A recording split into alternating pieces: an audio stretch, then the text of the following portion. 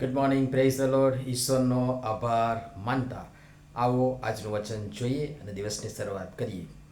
દેવની મારા પર થયેલી કૃપા પ્રમાણે કુશળ મિસ્ત્રી તરીકે મેં પાયો નાખ્યો છે અને તેના પર બીજો બાંધે છે, પણ પોતે તેના પર કેવી રીતે બાંધે છે તે વિશે દરેકે સાવધ રહેવું.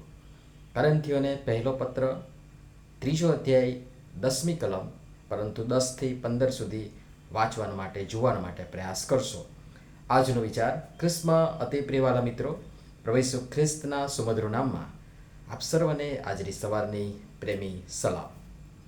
મુખ્ય 3 બાબત પ્રભુના સેવક પ્રેરિત પાઉલ મંડળી તરીકે આપણને તથા જેઓ ખાસ મંડળી બાંધવાના મહાભગીરથ કામમાં રોકાયેલા છે અને જોતરાયેલા છે, એ સર્વને માટે છે. પહેલી બાબત, કુશળ મિસ્ત્રી તરીકે મેં પાયો નાખ્યો છે. પાઉલ આ કહી શક્યો કારણ કે તે એમ કરી શક્યો, અને કરીને પછી એ કહી શક્યો. એ અગાઉ પોતે દેવની કૃપા સંભાળે છે અને કહે છે કે મારા પર થયેલી દેવની કૃપા પ્રમાણે કુશળ મિસ્ત્રી તરીકે મેં પાયો નાખ્યો છે. પોતાની કુને, પોતાની આવડત, હોશિયારી, બુદ્ધિ, ભણતર, અભ્યાસ, ડિગ્રી કે ઉપલબ્ધિ કે સત્તા કે અધિકાર કે સમૃદ્ધિના જોરે નહીં, દેવની કૃપાથી, દેવની થયેલી કૃપા પ્રમાણે. બીજી બાબત, તેના પર બીજો બાંધે છે. પાઉલે દેવની કૃપા પ્રમાણે કુશળ મિસ્ત્રી તરીકે પાયો નાખ્યો અને તેના પર બીજો બાંધે છે.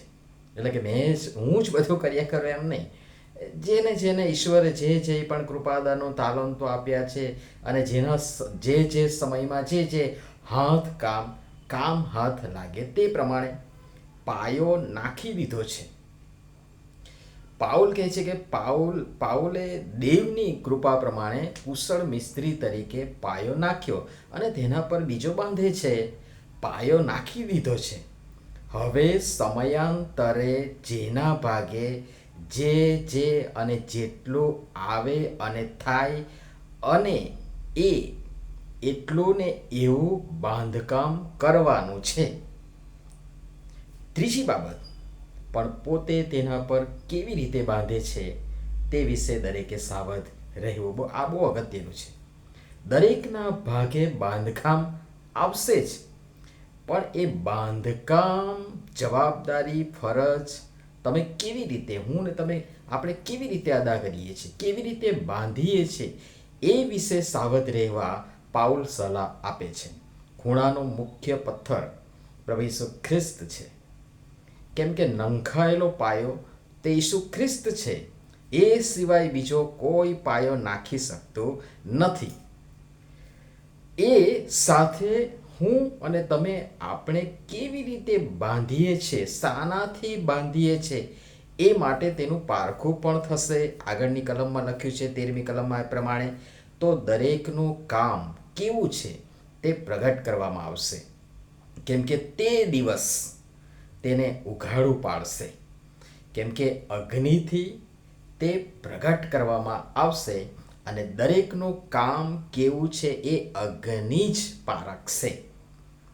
અને માટે તમે, હું, જેઓ બાંધનાર છે, તો આપણે જેઓ બાંધીએ છીએ એ કેવી રીતે બાંધીએ છીએ અને શાનાથી બાંધીએ છીએ એ વિશે સાવધ પણ રહીએ.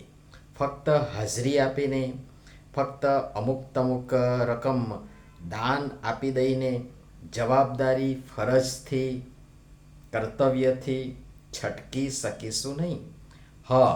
તમારું, મારું, આપણું સોનું, રૂપું, ધન એ આપણને ઉઘાડી શકશે નહીં.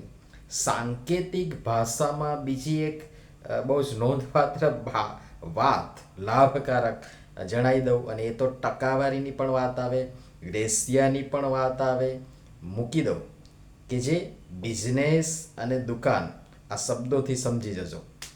બીજી બાબત, પણ જો આ પાયા પર કોઈ સોનું, રૂપું, મૂલ્યવાન પાષાણ, કાષ્ઠ, ઘાસ કે ખોપરા બાંધે અને ત્યારે અગ્નિથી પારખું થઈ આ બધું ટકી શકવાનું નથી અને બળીને ખાખ ભસ્મ થઈ જશે.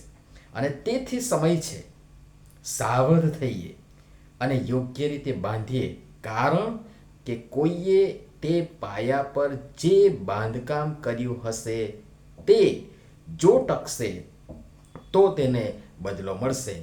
જો કોઈનું કામ બળી જશે તો તેને નુકસાન થશે, પણ તે જાતે જાણે કે અગ્નિમાંથી બચેલા જેવો થશે.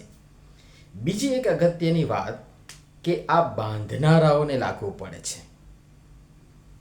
આ પણ સાંકેતિક ભાષામાં કહી રહ્યો છું. બાંધનારાઓને લાગુ પડે છે.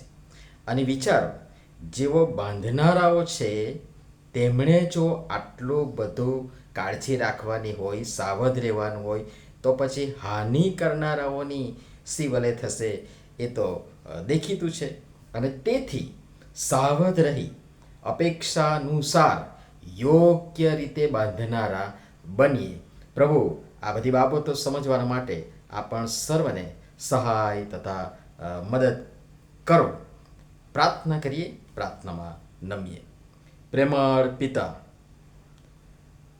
અમને તમારા સેવકની જે બાબતો અમારી આગળ મૂકી અને જણાવીને માટે આભાર માનીએ છીએ. તમારા સેવક પાઉલની ઘણી ઉપલબ્ધિઓ હોવા છતાં એ તમામને કચરો ગણી પોતે હજી જાણે કશું જ નથી કર્યું, કશું જ પ્રાપ્ત નથી કર્યું તેમ નમ્ર ભાવે પોતાને નાનો ગણી ઈસુને ઊંચો કરે છે. અમે તો કશું જ નથી, છતાં ઘણીએ વાર એ નામ, માન, સત્તા, પદ, હોદ્દા, સ્થાનના મોહમાં તમને પણ બાજુમાં હટસેરી દઈ પોતાને ઉપર ઉઠાવીએ છીએ. અમને ક્ષમા કરો અને અમને તમારા સાચા અને સારા શિષ્યો બનવા કૃપા કરીને સહાય તથા મદદ કરો. પ્રભુ ઈસુના નામમાં આમેન. ધન્યવાદ.